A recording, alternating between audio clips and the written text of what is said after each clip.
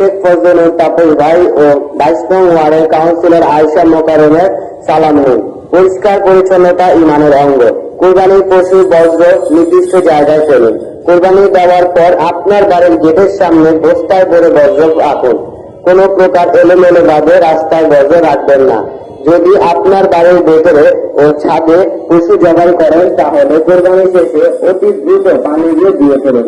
রাস্তায় পশু জবাই করার পর সেই স্থান ও রক্ত ব্লিচিং পাউডার দিয়ে ফেলুন। সার এন্টারপ্রাইজের ইসিএসপি এর ব্যাংক সার্ভিস কর্মকর্তা ঢাকা দক্ষিণ সিটি কর্পোরেশনের কর্মকর্তা বৃন্দ দ্রুত বর্জ্য অপসারণ করবে, সাথে সাথে ব্লিচিং পাউডার ছিটিয়ে দিবে। যারা কোরবানি ঈদের চামড়া ব্যবসা করেন তাদের জানানো যাচ্ছে যে চামড়া বিক্রির পর ওই স্থানগুলো দ্রুত ধুয়ে ফেলুন। আপনাদের সচেতনতা আমার শক্তি। প্রচারে রিয়াজউদ্দিন রাজু, সাদ এন্টারপ্রাইজ, ইসিএসপি, হাজারীবাগ। দ্রুত সেবা নেওয়ার জন্য যোগাযোগ নাম্বার 01920301591। প্রিয় এলাকাবাসী, আসসালামু আলাইকুম।